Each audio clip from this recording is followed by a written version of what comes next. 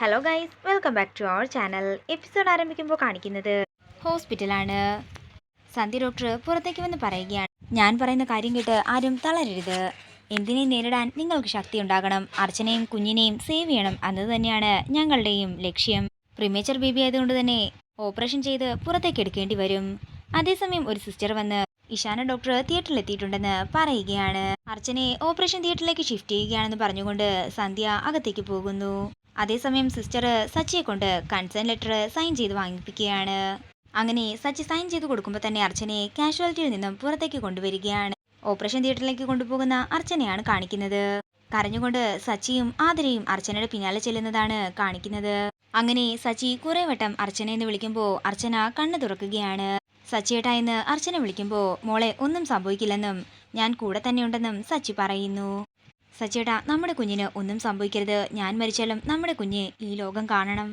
ഞങ്ങളിൽ ആരെങ്കിലും ഒരാളെ മാത്രമേ രക്ഷിക്കാൻ സാധിക്കൂ ഡോക്ടർ പറയുകയാണെങ്കിൽ സച്ചിയേട്ടൻ പറയണം കുഞ്ഞിനെ മതിയെന്ന്. ഇല്ല, എനിക്ക് രണ്ടുപേരെയും വേണം, നിങ്ങളില്ലെങ്കിൽ ഞാനുമില്ലെന്ന് പറഞ്ഞ് പൊട്ടിക്കരയുകയാണ് സച്ചി. ഒരുപക്ഷെ ഈ കുഞ്ഞിനെ ഭൂമിയിലേക്ക് കൊണ്ടുവരാനുള്ള നിയോഗം മാത്രമേ എനിക്കുണ്ടാകൂ.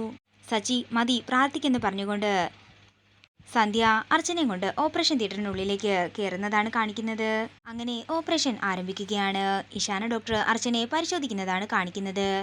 അതേസമയം ഓപ്പറേഷൻ തിയേറ്ററിന്റെ പുറത്ത് ചങ്ക് തകർന്നു നിൽക്കുന്ന സച്ചിയെയും ആതിരയുമാണ് കാണിക്കുന്നത്. അവർ രണ്ടുപേരെയും എന്തു പറഞ്ഞ് ആശ്വസിപ്പിക്കും എന്നറിയാതെ ആകെ തകർന്നു നിൽക്കുന്ന നന്ദൻ അവർ രണ്ടുപേരെയും നോക്കി നിൽക്കുന്നു. തുടർന്ന് പുറത്തേക്ക് ഇറങ്ങുന്ന സന്ധ്യ സച്ചിയോടും ആതിരയോടും ഒന്നും പറയാതെ നന്ദനെ വിളിച്ചുകൊണ്ട് മാറി നിൽക്കുകയാണ്.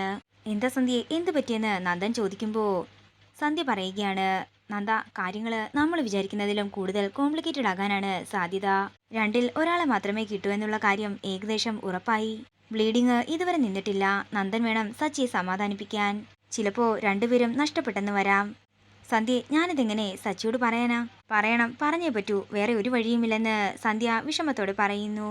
അതേസമയം പുറത്തേക്ക് ഇറങ്ങുന്ന സിസ്റ്റർ അർച്ചനയുടെ ആഭരണങ്ങളെല്ലാം തന്നെ സച്ചിയെ ഏൽപ്പിക്കുകയാണ്. അർച്ചനയുടെ താലി കയ്യിൽ പിടിച്ചുകൊണ്ട് അർച്ചന പറഞ്ഞ കാര്യങ്ങളെല്ലാം ഓർക്കുന്ന സച്ചിയെയാണ് കാണിക്കുന്നത്. അവസാനത്തെ തീരുമാനം എപ്പോഴും ദൈവത്തിൻ്റെതാണ് നന്ദ, അതുകൊണ്ട് എല്ലാവരും നന്നായി തന്നെ പ്രാർത്ഥിക്ക്. അത്രയും പറഞ്ഞുകൊണ്ട് സന്ധ്യ അവിടെ നിന്ന് പോകുമ്പോൾ ആകെ തകർന്നു നിൽക്കുകയാണ് നന്ദൻ. പിന്നീട് കാണിക്കുന്നത് നെല്ലിശ്ശേരിയാണ്. ധനുഷ് ഹോസ്പിറ്റലിലേക്ക് വിളിച്ച് കാര്യങ്ങളെല്ലാം തിരക്കുന്നതാണ് കാണിക്കുന്നത്. അതേസമയം അർച്ചനയ്ക്ക് എങ്ങനെയുണ്ട് മോനെ എന്ന് ചോദിച്ചുകൊണ്ട് സേതു ധനുഷിന്റെ അടുത്തേക്ക് ചെല്ലുന്നു. അതച്ചാ, ഞാനിപ്പോ സന്ദീപിനോട് സംസാരിച്ചിട്ടുണ്ടായിരുന്നു. അതേസമയം അനഘ സേതുവിന് ചായ കൊണ്ട് കൊടുക്കുകയാണ്. അതച്ചാ, അർച്ചനേട്ടത്തിയെ ഓപ്പറേഷൻ തിയേറ്ററിലേക്ക് കയറ്റി എന്ന് ധനുഷ് പറയുമ്പോൾ നമുക്ക് ഹോസ്പിറ്റലിലേക്ക് പോയാലോ എന്ന് അനഘ ചോദിക്കുന്നു. എല്ലാവരും കൂടി ഇപ്പോൾ അങ്ങോട്ടേക്ക് ചെന്നിട്ട് കാര്യമില്ല, സന്ധ്യ ഡോക്ടറും അവിടെ തന്നെയുണ്ട്, എന്തെങ്കിലും വിവരമുണ്ടെങ്കിൽ വിളിക്കാമെന്നാ പറഞ്ഞതെന്ന് ധനുഷ് പറയുമ്പോൾ അവൾക്കും കുഞ്ഞിനും കുഴപ്പമൊന്നുമില്ലല്ലോ അല്ലേ എന്ന് സേതു ചോദിക്കുന്നു. അതച്ചാ, അർച്ചനേട്ടത്തിക്ക് അല്പം സീരിയസ് ആണ്. ഡോക്ടർ ഇതുവരെ ഒരു ഉറപ്പും പറഞ്ഞിട്ടില്ല. പക്ഷേ അമ്മയെയോ കുഞ്ഞിനെയോ ആരെങ്കിലും ഒരാളെ മാത്രമേ രക്ഷിക്കാൻ സാധിക്കൂ എന്നാണ് സന്ധ്യ ഡോക്ടർ പറഞ്ഞത്. ഇത് കേൾക്കുന്ന സേതു ആകെ തകർന്നു നിൽക്കുകയാണ്. സേതുവിന്റെ കയ്യിൽ നിന്നും ചായക്കപ്പ് താഴേക്ക് വീണ് പൊട്ടുന്നതാണ് കാണിക്കുന്നത്. നമ്മളിങ്ങനെ ആദ്യം പിടിച്ചിട്ട് ഒരു കാര്യവുമില്ല, ഒന്നും സംഭവിക്കില്ലെന്ന് നമുക്ക് പ്രാർത്ഥിക്കാം. അങ്കിളിന് അസ്വസ്ഥത വല്ലതുമുണ്ടോ, നമുക്ക് ഹോസ്പിറ്റലിൽ പോകണോ എന്ന് അനഘ ചോദിക്കുമ്പോൾ ആ ഒരു കുഞ്ഞിനു വേണ്ടി അവര് ഒരുപാട് ആഗ്രഹിച്ചതാ. പക്ഷേ അർച്ചനയ്ക്ക് എന്തെങ്കിലും സംഭവിച്ചാൽ എന്റെ സച്ചിയുടെ ജീവിതം പിന്നീട് എന്താകും? ഇനി അതല്ല ആ കുഞ്ഞാണ് നഷ്ടപ്പെടുന്നതെങ്കിൽ ജീവിതകാലം മുഴുവൻ അവര് അതോർത്തായിരിക്കും വിഷമിക്കാൻ പോകുന്നത്. അങ്കിളെ പ്രാർത്ഥിക്കാനല്ലാതെ നമ്മളെ കൊണ്ട് ഒന്നും ചെയ്യാൻ സാധിക്കില്ലല്ലോ എന്ന് അനഘ പറയുമ്പോൾ ധനുഷ് ചോദിക്കുകയാണ്, അല്ലച്ചാ, വൃന്ദാവനത്തിലേക്ക് വിളിച്ചറിയിക്കണ്ടേ? അവരോട് നമ്മൾ എന്ത് പറയുമെന്ന് സേതു ചോദിക്കുമ്പോൾ പറയാതെ പറ്റില്ലല്ലോ എന്ന് ധനുഷും പറയുന്നു. കാണിക്കുന്നത് അവന്തികയെ കൂട്ടിക്കൊണ്ടുപോകാനായി ഒരു കാറ് ബസ് സ്റ്റോപ്പിലേക്ക് വന്നിരിക്കുന്നതാണ്. ുള്ളിലെ ആളെ കണ്ട് സന്തോഷത്തോടെ നിൽക്കുന്ന അവന്തികയാണ് കാണിക്കുന്നത്. തോറ്റുപോയ അമ്മാവ, ലക്ഷ്യം പൂർത്തിയാകാതെ ഇങ്ങനെ പെരുവഴിയിൽ നിൽക്കേണ്ടി വരുമെന്ന് ഞാൻ കരുതിയതേയില്ല.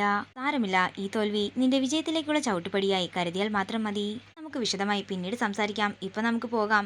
അയാൾ പറയുമ്പോൾ അവന്തിക അയാളുടെ കൂടെ പോകുന്നതാണ് കാണിക്കുന്നത് ഹോസ്പിറ്റലിലേക്ക് ചെല്ലുന്ന കമലയും അനൂപിനെയുമാണ്. ചെന്ന് അർച്ചനയുടെ കാര്യം തിരക്കുകയാണ് കമല. ആ കോംപ്ലിക്കേറ്റഡ് ആയിട്ടുള്ള കേസല്ലേ, ഇപ്പോൾ സർജറി നടക്കുകയാണെന്ന് സിസ്റ്റർ പറയുമ്പോൾ ആകെ നിയന്ത്രണം വിട്ട് അനൂപിന്റെ അടുത്ത് പൊട്ടിത്തെറിക്കുന്ന കമലയാണ് കാണിക്കുന്നത്.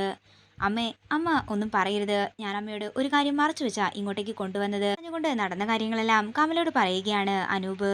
ആകെ തകർന്ന ഓപ്പറേഷൻ തിയേറ്ററിന്റെ മുന്നിലിരിക്കുന്ന സച്ചിയെ കാണിച്ചുകൊണ്ട് ഇന്നത്തെ എപ്പിസോഡ് ഇവിടെ തീരുകയാണ്. എങ്കിൽ മറക്കാതെ ലൈക്ക് ചെയ്യുക, ഷെയർ ചെയ്യുക, കമന്റ് ചെയ്യുക. കൂടുതൽ സീരിയൽ അപ്ഡേറ്റ്സിനായി മറക്കാതെ സബ്സ്ക്രൈബ് ചെയ്യുക.